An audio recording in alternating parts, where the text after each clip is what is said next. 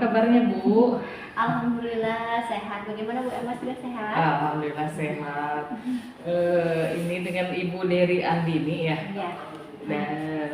Dari SMA Negeri 2 Banyusari mengajar materi sejarah gitu. Iya. Oke. Saya ya Ningsih, SPD, EPD. Kebetulan saya saat ini sebagai CGP dari Kabupaten Ciamis Angkatan 11. Kebetulan ada tugas, saya akan mengobservasi bagaimana cara Ibu mengajar dan bernilai.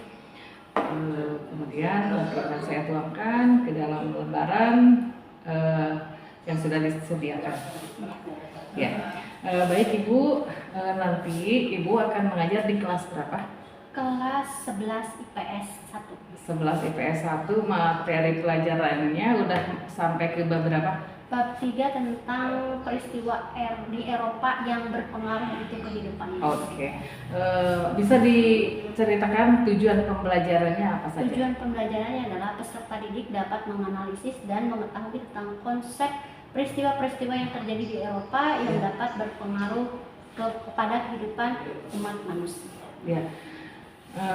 Kemudian ada lagi nggak tujuan pelajaran itu saja ya? Itu saja yang Nah, area pengembangan yang hendak dicapai apa saja Bu?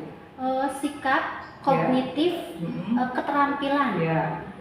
Nah, sikap itu mungkin nanti mencakup tentang keaktifan murid pada saat pembelajaran ya. Kemudian juga ada pengetahuan murid, terus ada juga keterampilan murid dan aspek sikap murid. Iya, Ibu, betul. Nah, strategi pembelajaran yang akan dilakukan apa saja Bu? Saya akan melakukan pembelajaran dengan berfokus kepada murid dengan menggunakan metode diskusi dan pemecahan masalah. Saya akan menggunakan metode media itu PPT dan juga beberapa media pembelajaran seperti wayang kertas dan juga diskusi secara kelompok. Oke. Nah, seandainya nih kalau PPT kan ditayangkan lewat InFocus ya. Nah, seandainya terjadi kendala, mati lampu dan lain sebagainya, alternatif apa yang akan Ibu ambil? Mungkin saya akan berfokus terhadap metode ceramah, tetapi yang interaktif, saling bertanya kepada siswa, memunculkan keaktifan siswa. Nah, di situ biar suasana kelas itu ya senang, ya hidup seperti itu. Oh baik. Oh ya baik Ibu, mungkin percakapan praobservasi kita kali ini cukup sekian. Selanjutnya mari kita ke kelas ya, langsung menuju pembelajaran. Terima kasih ya Bu ya. Ya, sama-sama. Ya, Assalamualaikum. Waalaikumsalam.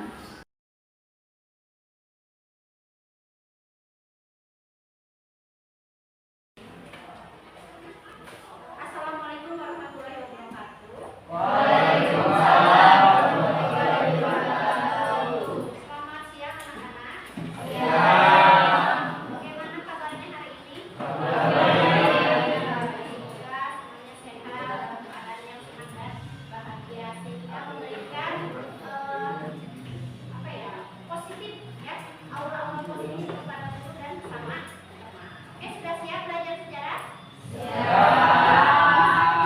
Sekali lagi, sudah siap belajar sejarah? Sebelum memulai pembelajaran, Ibu mau absen terlebih dahulu ya. Kelas IPS 1, kelas IPS 1. Aditya Ade Maisha Adli Agatha Alvira Angga Anissa Aprian Arif Vanessa Bunga Dewo Ika Ini Dwi Elsa Febriansa Firdaus Ihsan Yus Keisha Maisha Mila Muhammad Diki Nabila Naila Nelly Nia Izin. Rifki, Sakit. Ririn, Sarif, Selvi, Serat, Siti, Izin. Siva. Ada yang izin, ada yang wisben, ada yang sakit. Semoga yang sakit segera sembuh supaya bisa bergabung kembali bersama kita di sini. Amin, amin. Amin. Minggu lalu kita sudah membahas mengenai kerajaan Islam di Indonesia. Ya. Islam di Indonesia ada kerajaan apa saja?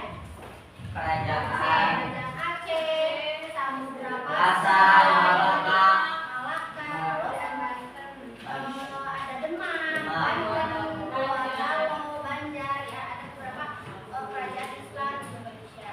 Apa sih tujuan untuk mempelajari sejarah kerajaan Islam? Agatha, coba apa tujuan untuk mempelajari kerajaan Islam di Indonesia sejarahnya?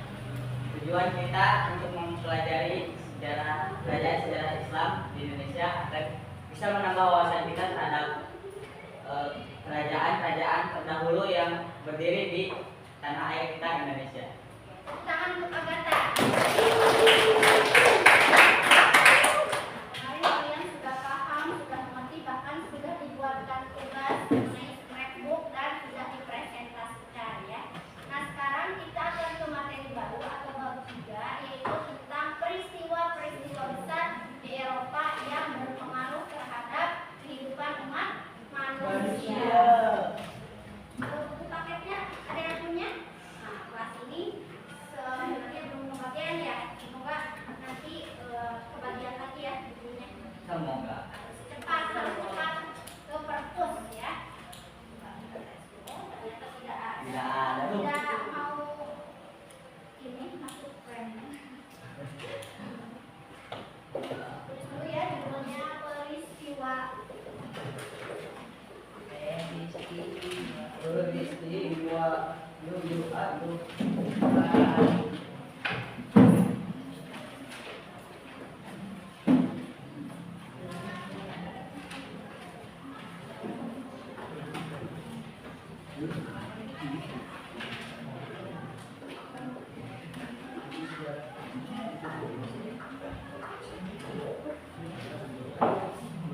Nah, sebelum mulai pematerian, Ibu akan menjabarkan dulu atau menjelaskan dulu tujuan pembelajaran dari peristiwa di Eropa yang berpengaruh terhadap kehidupan manusia. Tujuannya adalah peserta didik mampu menganalisis atau mengetahui konsep-konsep peristiwa di Eropa yang berpengaruh terhadap kehidupan manusia. Nah, peristiwa-peristiwa yang terjadi di Eropa ini ada 5 ya, terbagi menjadi 5 abad.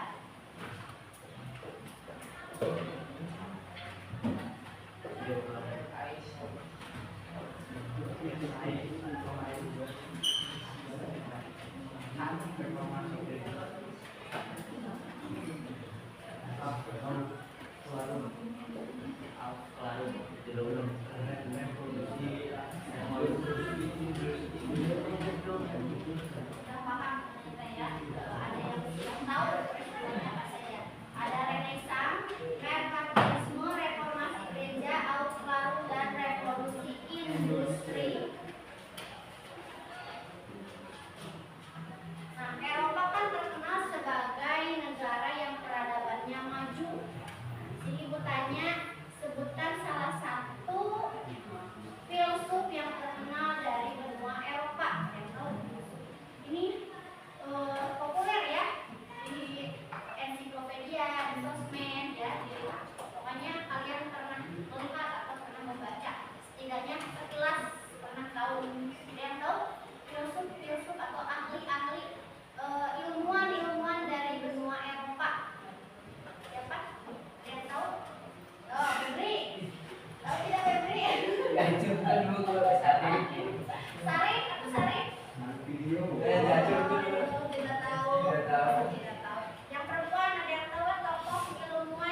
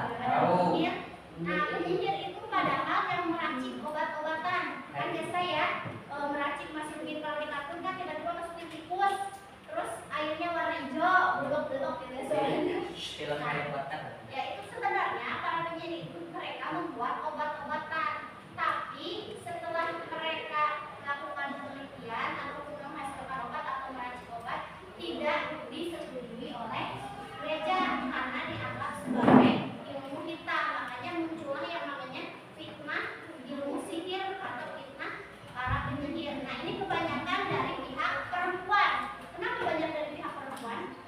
Penyihir? Karena apa? Karena perempuan suka menipu daya laki-laki. Karena pada waktu itu dominasi perempuan itu dibatasi, tidak boleh berkembang.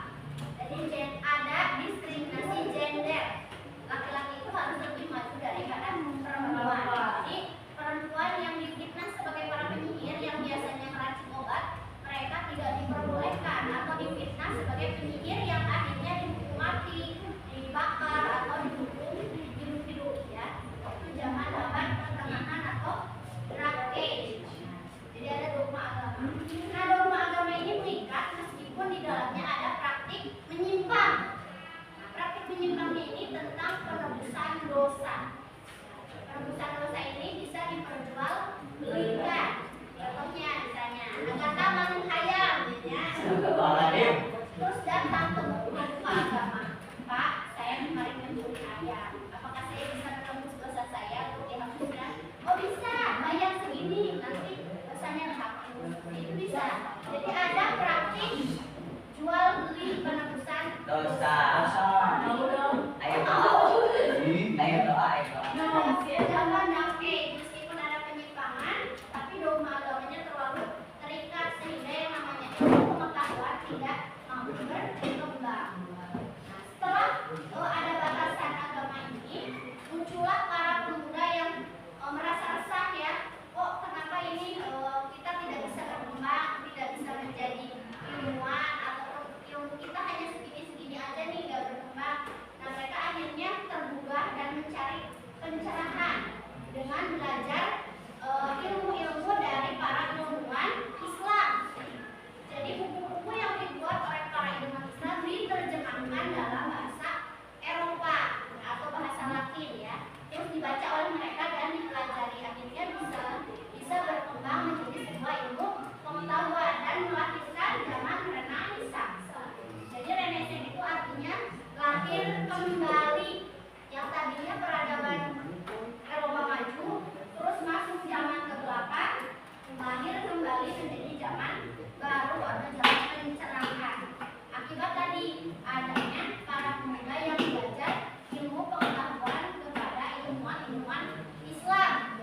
Dan mereka juga banyak bersekolah di universitas Islam seperti di Spanyol, Cordoba, Malaga, ya, yang sekitar benua Eropa. Mereka itu ternyata mengadopsi ilmu-ilmu dari ilmuwan Islam, yaitu tentang Renaissance ya. Nah, Renaissance juga melahirkan tokoh-tokoh. Siapa saja tokohnya, ada yang tahu?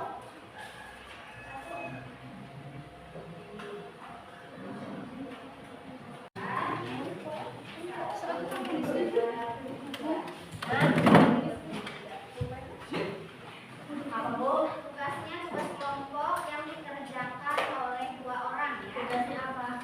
Carilah sumber mengenai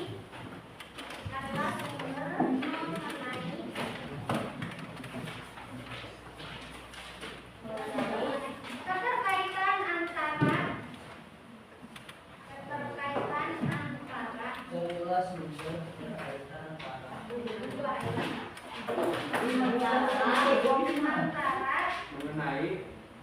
mengenai keterkaitan antara gerakan Renaissance antara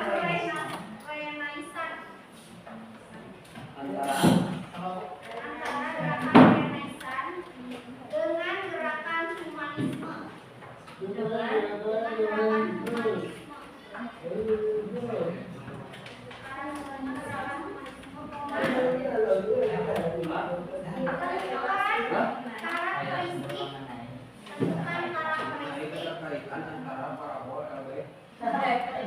Tentukan karakteristik zaman Renaissance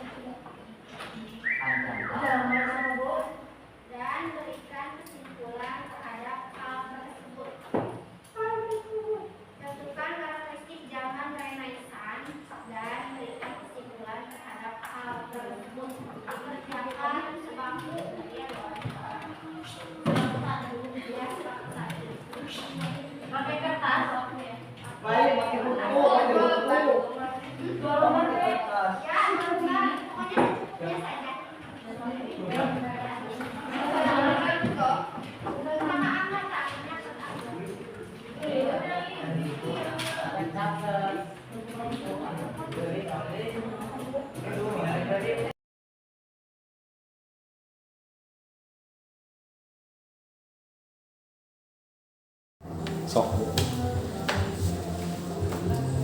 Assalamualaikum warahmatullahi wabarakatuh. Perkenalkan, saya Mas Kurnianingsih, CGP Angkatan 11 dari Kabupaten Ciamis, asal sekolah dari SMA Negeri 2 Banjarsari. Kali ini saya akan melakukan percakapan pasca observasi dengan rekan saya, Ibu Dery Andini SPD, guru mata pelajaran sejarah. Mari kita saksikan bersama. Selamat pagi Bu. Selamat pagi Bu. Apa kabar Bu? Alhamdulillah baik. Ya, Ibu, kali ini kita akan berbincang-bincang mengenai percakapan pasca observasi setelah minggu kemarin saya melihat bagaimana Ibu Dery mengajar di kelas 11 IPS 1. Ya. Nah, saya lihat di saat Ibu mengajar kemarin ada hal-hal yang saya nilai itu berjalan dengan baik ya. Ketika murid aktif bertanya pada saat Ibu memberikan pertanyaan atau mengajukan pertanyaan, apakah ada yang bertanya gitu kan, kemudian siswa itu aktif gitu ya, pada antusias kelihatannya ya, antusias untuk menanyakan soal-soal yang mungkin masih belum dimengerti atau juga mereka ingin lebih paham lagi gitu ya, lebih jauh lagi gitu. Dan juga setiap kelompok yang kemarin dibagi-bagi itu ya, mereka itu mempresentasikan hasilnya dengan baik ya. Kemudian media pelajaran yang digunakan ya cukup menarik perhatian karena kemarin kan tidak memakai infobus karena mati lampu ya, jadi Ibu memakai media yang lain yaitu pada wayang ya. Nah, wayang gitu ya. Terus di akhir pelajaran murid juga menerima umpan balik dengan baik dan mampu memperbaiki kesalahan mereka ketika Ibu mengoreksi apa yang harus diperbaiki ya. Gitu.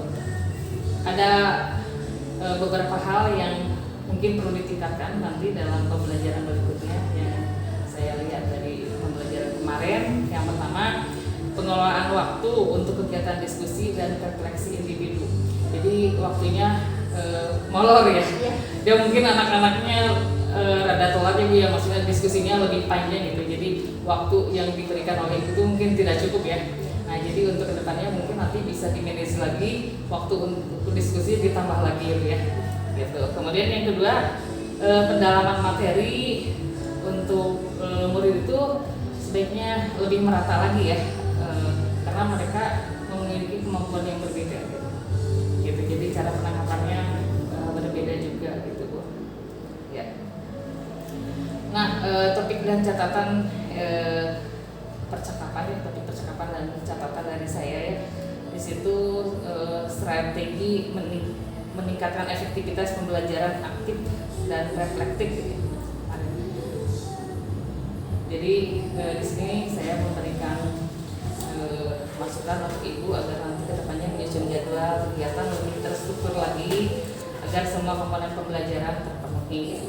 Kemudian yang kedua, coba Ibu melakukan pendekatan lagi dengan siswa, misalnya pendekatan secara diferensiasi agar seluruh murid kelihatannya lebih optimal lagi.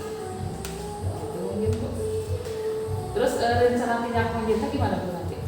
Kedepannya saya harus mampu untuk melaksanakan pembelajaran yang lebih baik dalam menerapkan pembelajaran berdiferensiasi dan menerapkan pembelajaran secara sosial emosional. Karena tadi kan kata Bu Mas harus lebih melakukan pendekatan lagi dengan siswa. Jadi sosial emosionalnya harus ditingkatkan. Ya, atau juga Ibu bisa meningkatkan model soft itu ya, atau mindfulness saya. Kemudian ada lagi yang kedua. Yang kedua, saya akan meningkatkan kemampuan untuk mengkondisikan kelas, karena kan kemarin manajemen waktu juga kurang, terus pengkondisian kelas juga kurang karena kan masuk itu setelah jam istirahat. Jadi kadang siswa itu ada yang masih anteng di kantin, nggak tahu bahwa gurunya sudah masuk di kelas. Nah, nanti mungkin saya akan mengkondisikan lebih bagus lagi untuk di kelas ya, Bu, seperti waktu yang diberikan kelas itu berapa menit, misalkan sebelum guru masuk dikasih tenggat 5 menit atau 10 menit agar lebih disiplin lagi ya, karena memang jam-jam rawan ya, kalau apalagi kalau istirahat kedua. Ya, itu kan Jadi alasannya kan sholat, ngantri dan lain sebagainya ya. Selanjutnya apa lagi? sepertinya ya itu saja. Ya, mungkin nanti bisa merefleksikan lagi ya, Iya. cara mingguan pada siswa-siswa. Ya, baik Ibu, ya mudah-mudahan kedepannya lebih baik lagi ya. Saya juga berharap yang terbaik untuk siswa-siswa kita ya. Ya. Kita sama-sama belajar juga ya Bu, saya juga sama-sama belajar.